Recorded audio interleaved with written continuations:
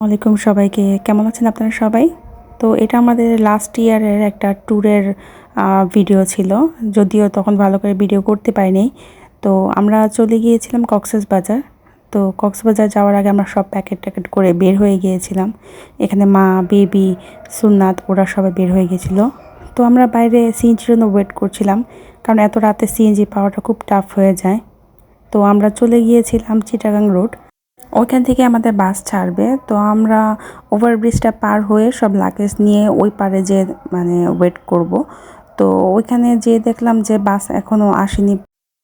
ওই সময় ওয়েদারটা খুব চমৎকার ছিল, হালকা ঠান্ডা ছিল, নাতিশীতোষ্ণ ওয়েদার ছিল, তাই খুব ভালো লেগেছিল। তো আমরা তখন গিয়েছিলাম নভেম্বর মাসের ওয়েদারটা আসলে খুব চমৎকার থাকে ট্যুর করার জন্য। এটা একটা পারফেক্ট টাইম, যদিও এই বছর আমাদের এখনও যাওয়া হয়নি।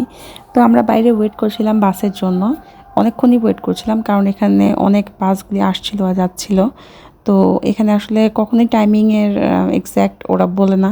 তো এই যে আমাদের বাস এসে পড়েছে, তো আমরা বাসে উঠে গিয়েছিলাম, ওখানে লাগেজগুলো সব ঢুকিয়ে নিয়েছিল। তো এরপরে আমাদের যাত্রা বিরতিতে নামিয়েছিল হোটেল নূরজাহানে।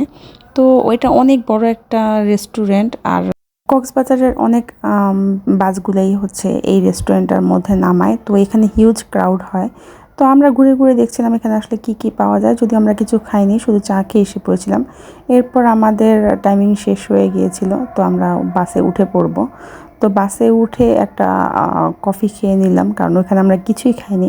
কফিটা মোটামুটি ভালোই ছিল। এরপরে এই যে সবাই মিলে আর কি বাসে উঠে গেলাম।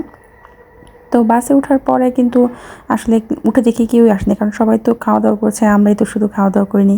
আর এই যে বেবির গরম লাগছিল, তাই ফ্যানটা ওকে ছেড়ে দিয়েছিলাম, মিনি ফ্যান। তো এটা ছিল অনেক ভোর সকালের একটা ভিডিও। এই ভিডিওটা খুবই ভালো লেগেছিল, কারণ হচ্ছে যে এই টাইমটা কিন্তু আসলেই খুব ভালো লাগে, উপভোগ করার মতো একটা জিনিস। তো আস্তে আস্তে পরিষ্কার হয়ে গেল, আর আমাদের আরেকটা যাত্রার বিরতিতে নেমে গেলাম। এটা ছিল হাইওয়ে। এই রেস্টুরেন্টের মধ্যে খাবারের আইটেমগুলো খুবই বেশি ভালো ছিল না, আর আমাদের ওই সময় খাওয়ার কোনো ইচ্ছাও ছিল না, কারণ যেই সব খাবারগুলি ছিল এগুলি খুবই ভালো ছিল না আর কি। তো আমরা হেঁটে হেঁটে ভেতরে চলে যাচ্ছিলাম, ভেতরে দেখলাম কোনো মানুষই নাই। তো আমরা এই আশেপাশে ছিলাম, তো একটু হাঁটা চলাফেরা করলাম, যাতে এতক্ষণ বাসে বসেছিলাম, বসতে বসতে একেবারে সবার হাল বেহাল হয়ে গেছে। তো বেবিও একটু হেঁটে নিচ্ছিল, কারণ বাচ্চা মানুষ তো ভেতরে থাকলে একটু খারাপ লাগে। তো এই যে হোটেলটার উপরে সুন্দর করে হোটেলের নামটা লেখা আছে, আর আমরা বাসের সামনে একটু ভিডিও করছিলাম। তো এই যে বেবি এখানে দাঁড়িয়েছিল, বেবি তখন আস্তে আস্তে একটু একটু হাঁটতে পারে, এই জন্য আর কি ও একটু কুটু করে পুরা হোটেলের চারপাশ হাঁটছিল।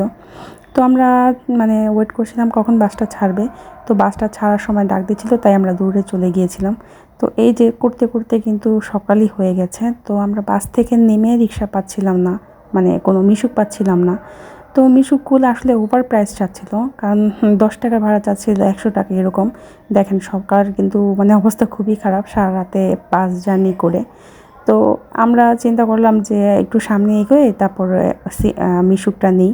তো একটু সামনে এগোয়ে আমরা মিশুকটা নিলাম। মিশুকটা নেওয়ার পরে আমাদের গন্তব্যে হোটেল চলে গেলাম। নেক্সট ভিডিওতে আমাদের কোন হোটেলে উঠলাম, কেমন লাগলো, এই সব ভিডিওতে আপনাদের বলে দেব। তো এই পর্যন্ত আমাদের পাশেই থাকেন, সবাই ভালো থাকবেন। আসসালামু আলাইকুম।